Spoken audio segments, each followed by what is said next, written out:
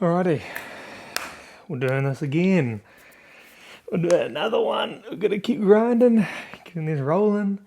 So I've got the little iPad here, so I'm just looking down. I'm just looking at some speed results that we're going to talk about today. So today the question, not question, I guess the thing we're going to cover is, should you even train speed?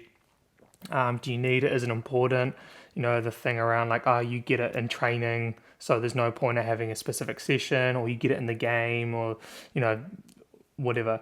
So my my thought on speed training and how you should approach it, well, just sport in general, is you shouldn't leave the game. You shouldn't get to the game feeling, and not consciously, but like underprepared.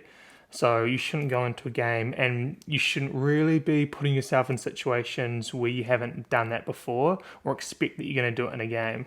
So what I sort of mean by that is like, you can't go to a game expecting to hit crazy speeds if you've never really done it before.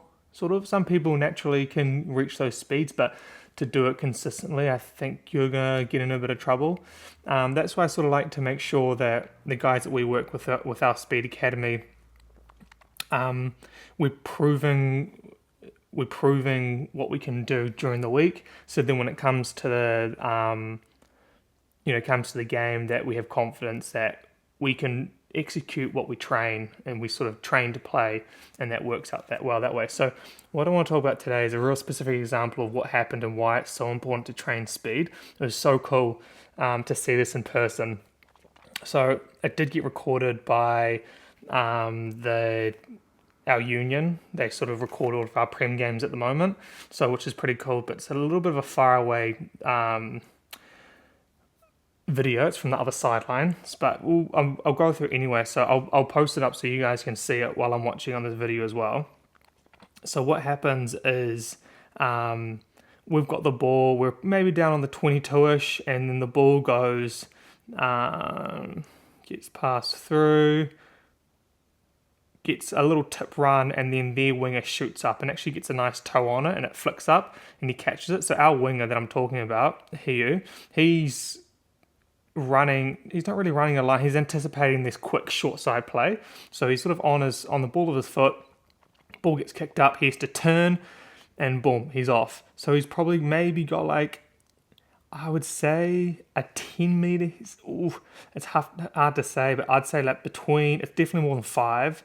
I'd say between like maybe a 7 or 8 meter gain. This winger intercepted it. So you have to think that he was actually having to turn, accelerate, and chase down while this guy has just got momentum going forward. And he was a good winger. He was awesome. So chasing him down, yeah, I'd say it's close to 10 meters. Oh, maybe I'm happy with a 7. 7 meters is fine. Split the middle, and then so it's just acceleration, pushing. So from probably our 22, or from our attacking 22, he probably catches him maybe, yeah, down on the other 22, defending 22. So 22 to 22, takes him to chase him down, but he just closes that gap so well. We've got one covering tackle, but it's, when you see it on the video, they've got 3 guys in this space. So if he's not there, if he's not training for this speed and this intensity, he's not going to get there. And then this guy just needs to, or he intercept the ball, he just needs to pass on the inside, and now it's a 2-on-1. So there's three attackers, one of our defenders, if he isn't there, he ends up making the tackle, and it sort of all breaks down. The whole flow is disrupted. Get some tackles, and then I think we actually end up getting the turnover or a penalty. So, I mean, it was so cool to see. I was standing on that sideline as it happened, just running down, screaming at Hiu, just go, push. So he has to turn on his heels, well, on the ball of his foot. He's flat-footed, turn, accelerate, and push. That's awesome. So we'll go through the numbers in a second. But a couple of reasons why that's so important is because the distance that he chased him down is the distance almost that we train in our speed sessions for our max velocity. So we usually sit around the 40 meter mark for when we do our max velocity. Sometimes we've done 50, but 40 seems to be like a really good distance where I think that this is going to happen more often than not, and not more often than not, but it's more likely that you're going to need to accelerate proper top velocity across 40 meters rather than a 50. And it's just managing the load intensity. So I've just landed on 40. It's not crazy, but so that's what we do. So 22 to 22 is pretty much that. And yeah, so what that actually means is that he who has experience, his body, his nervous system, his muscles, his tendon, his ligament, everything in his body is so conditioned to be able to accelerate and really extend for that distance. It doesn't feel uncommon to his body. His body's not freaking out. He does it with ease. He's able to catch up. And I'm going to tell you why he's able to catch up, which is really, really, really cool and really impressive. And it just, again, like reiterates why we do this. And you don't just leave it up to your team trainings. You don't just leave it up to the game. You train for this. You prepare for this. And I've done a couple of videos on this. Moments happen in rugby, and more often than not, I believe speed is a factor. Chase downs, which has just happened here, runaway tries, charge downs, all this sort of stuff. It's speed, and you've got to prepare. Your body has to feel familiar, know how it feels to really push past 20 meters. Everyone can accelerate 20 meters, but those next 20 to 40 meters, if you're not training it can actually kind of feel kind of freaky, and you feel sluggish, or it can feel like you're locking up. So with our Speed Academy guys, we're really pushing that. So the way that we're able to do this and track this really well, so in session, we have the speed gates, which I've done of my first video on. It was a little bit weird. I'll do a better video on it. We do the speed gates, so in person we can see real-time data, guys accelerating through a 20, or we might do a flying 30 or 30 meter build up, and then just measure the 10 meters. But we can get real instant feedback, and we can track. One of the most important things, or the most important thing with speed training, is tracking your max speeds and tracking your intensities. Without that, you're not even doing speed training. You can do all the jumps and the hops and the lifts you want, but unless you're running towards your max, it's a waste of time. It's the most important thing. So, and then when they do their own sessions, so when they're in their own environment with their own teams, they've got a GPS unit, which I'll also do a video on. So they get prescribed different exercises, distance to sprint and that sort of stuff in their own time. So then they go off and do that, and then it syncs up, and then I can see what's going on. So they do that for their speed session, and they also wear it for their trainings and their games. So let's go through the numbers. Sorry if I'm speaking fast. I don't know why I am, but I'm excited about this stuff. It's weird, but I love it. So with that run, okay, let's actually go. I don't know how to schedule this, how to go through this. Okay, so let's go trainings. Let's start with trainings. So actually, okay, now let's look at this video first. So with this video, with that run, he had a max speed of 34.01 kilometers per hour.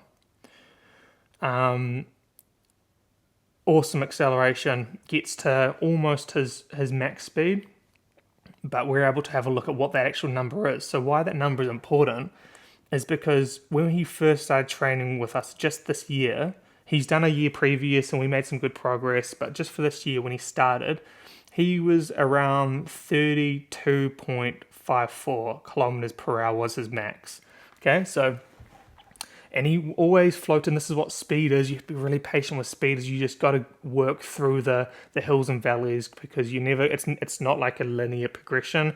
It's speed is a lot to do with how your body's functioning, because it's a lot of nervous system activation. So if you're a little bit tired, your speed's not going to be on. If you're hungry, you're jet lagged, all this sort of stuff can affect speed. So we never look at it and want it to be a straight line or expect it. It's going to sort of go hills and valleys, and you just want to over time see the general progression going up, but it's okay to go up and down. So when he first started, 32.54, and actually just recently he hit his PB, was his last week or the week before? I think it was the week before. Yeah, it was the week before, hit his PB of 35 kilometers per hour.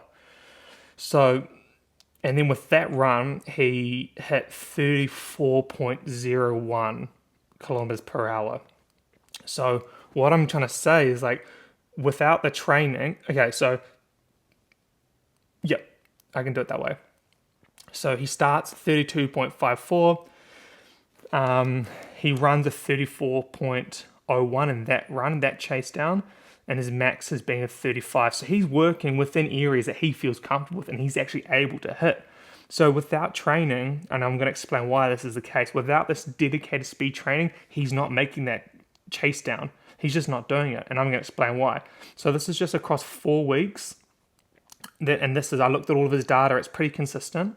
So at his training sessions, just with the team, he goes a 29.5, a 30.7, a 29.8, a 27.9. And that's just general training exercises, within the team. So they might be doing team runs or, drills or running moves. That's what he's able to get. That's what he does consistently. He goes from about 27 to 30 is the range within the training session. So all I'm trying to say is like the training alone for a team, and I'm seeing this more and more, is not going to give you your speed adaptations that you need. Unfortunately, because coaches need to work on skills and drills and game plan and structure. Like there's no time, and speed's a weird one because you sort of have to have a lot of rest. You have to chill for a bit. Coaches don't really like standing around, but to really work on speed, you have to have that dedicated time where you're sprinting as hard as you can for 40 meters, working on max speed, and then you're resting for like 3.5 minutes. It's not conditioning. You really just bring yourself down, completely rested, and then you hit it again. So with our scheduling for the max speed, we only do 3 or 4 reps. It depends what's been going on during the week, but it's it can be sometimes only 2, sometimes 3, sometimes 4, and we just vary. What I'm saying is not a lot of volume, but the intensity is up there. We're priming the body to get familiar with speed.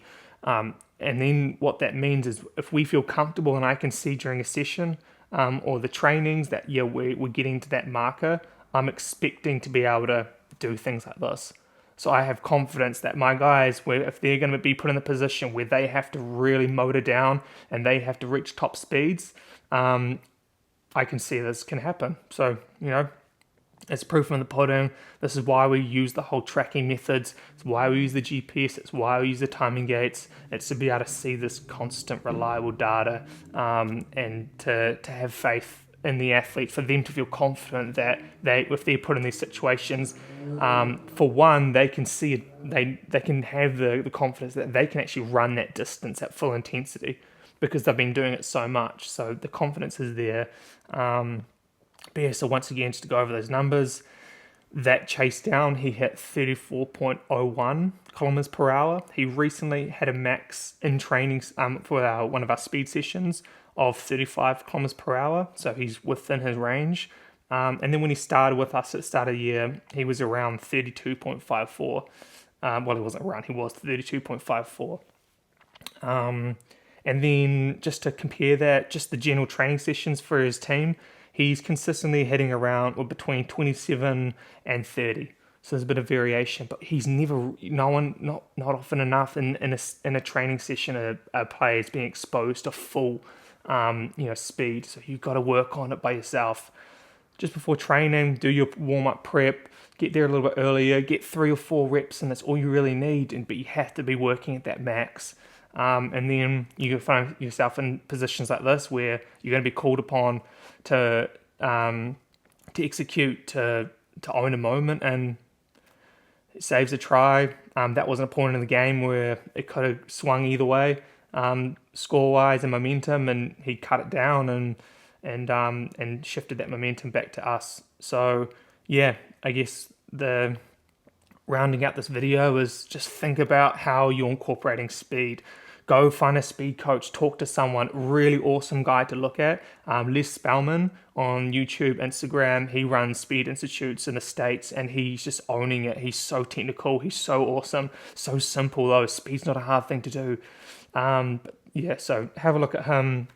Have a look at some of his stuff. He's wicked. He connects up with a lot of other speed coaches as well. So once you find him, see everyone he's tagging and working with, and try to find a bit of a network of speed coaches that you can look at, draw inspiration from, and then build up your own programs, something that's actually going to work. So yeah, this was a really cool thing to talk about. As soon as this happened, I was like, yes, this is going to be fun to look at this data, because I was thinking, like, I wonder what kind of speed he just got to, and to see that it was almost his max and it was way above his training, his team training maxes, I guess, but within range of his individual speed training.